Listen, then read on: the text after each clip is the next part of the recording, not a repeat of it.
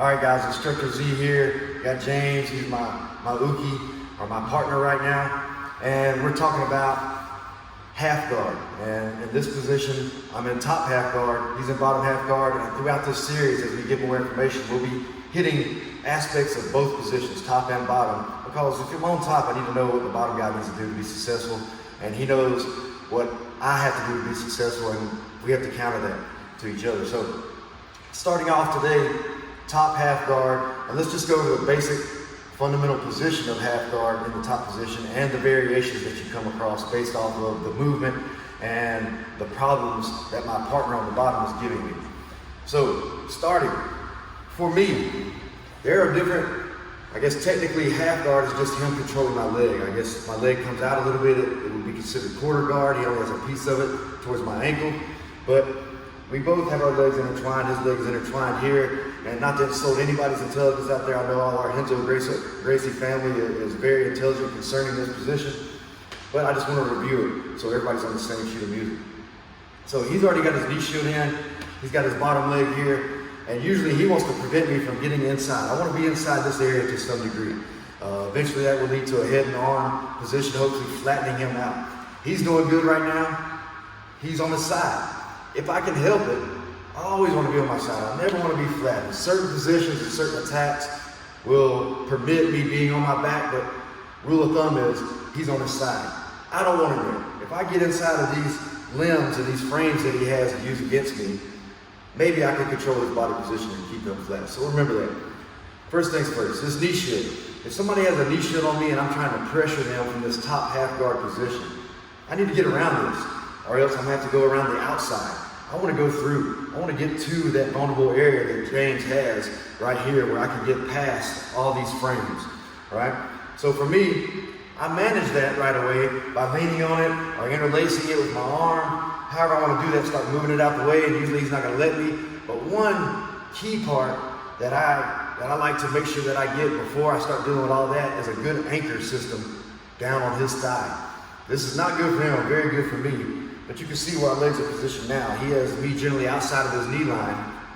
And I want to get around that knee and pinch that thigh. I'll pinch his thigh here, and that limits his options. He basically is committed to staying in tight with me at this point, unless he can get me off of this thigh. I have prevented him from getting up, because in order to get up and do a technical stand-up, he has to pull his bottom leg out. Just go halfway, see he's pulling that leg out. Or in order to roll around and become loose and attack me using his other leg when he has the ability to, he has to get this leg free at some point. So by me controlling that thigh, I also control his hips, which also controls the rest of this man, this grown, strong man here. Beautiful ball here. Anyway, so I want to get there. That's one of my key points of getting in this half guard position and controlling it, is getting to his thigh and locking this down. Especially if you're a big guy like me and maybe you get tired if you move too fast, that happens. I want to just lock him in place and be able to work my game in a tight position. Now, obviously, I want to get inside. This is not the end of the fight here. And we'll go into how to do these certain things eventually. But first, let's just talk about what it looks like when I'm in good position on top half. I've got that leg, I'm past his knee, I'm up onto his thigh, I'm pinching. However I want to pinch, I can cross legs and just turn my hips. But I've got a head and arm control position, and I'm putting shoulder pressure towards his head and maintaining that good underhook. So it's forcing him to be flat. He's limited on what he can do, and unless he gets some more space, it's really hard for him to get his body back involved, which is required when you got a man about the same size and strength as you on top of you, using gravity to his advantage. His arms aren't going to be strong enough to lift my whole body for too long. So I'm flattening him out with the head and arm.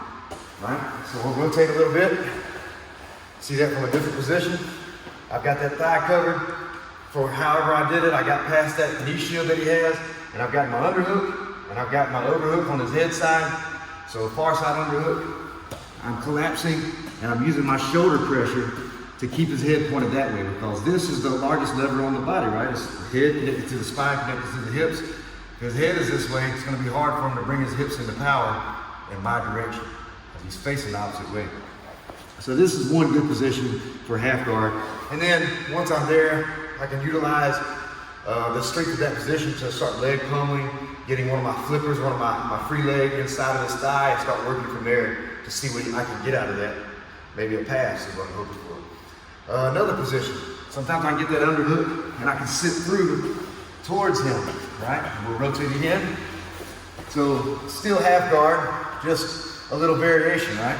He's got his leg, I've got the underhook, I've sat towards him, I've sat down on my hip, and I have the ability to maybe work this leg down or do different things depending on what I'm trying to get here. There's not many situations where I find myself here and I really like it, I stay here for long, but sometimes I do. If he's got strong hips and he's pushing me away with his stiff arms, right, I might get here and instead of just letting him push me off balance, I switch my hips and I still become solid here and maybe find some kind of opportunity for me to escape outside of his half guard.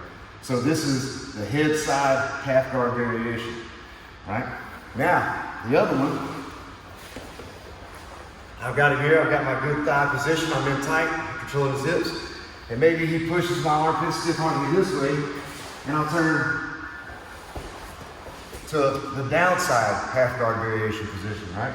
So all I'm doing is sitting on my other hip, the opposite of the one from the head side, and I'm facing towards his legs. I have to be careful here, not let my head get too far. He starts yanking my head and rolling me out of position. I gotta maintain this foot out like a kickstand. If I get in line with him, sometimes he can just roll me like a log, right? I always want to be perpendicular with him and have an angle if possible, so I provide that kickstand and prevent myself from getting rolled easily. So that leg's out there. Also, I don't want him grabbing my leg. Turn all the way around. You can see my leg sitting here. He starts grabbing my leg, it compromises my base. He can also roll me a little bit easier because my weight is on top of him. So I'm staying towards the ground, staying strong here, not letting him get a hold of that, and break down my base at all. And also, comes later on another video, he has an underhook under here. It gives me the ability to attack this arm and pay attention to this. Sometimes guys put their legs up and I mess with their legs. I have a lot of ability here to cause problems for him. And why I'm causing problems for him, even though it may not lead to a finishing submission right away, it's preventing him from thinking about all of his opportunities and escapes to get out of this position. I'm keeping him occupied in his brain so he's thinking about defending versus being offensively getting up and out of here. So, half guard in a nutshell, real quick video for you.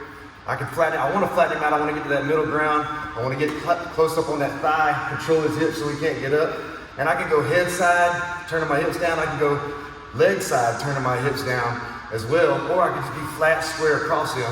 But I always want to control his body, control his hips, get that head turned away from me if possible. And never, never, never, ever let him have the underhook. Anybody that's been a student of mine knows that underhook's a no-go when I'm top or bottom. Can't have it. So leave your questions, tune back in.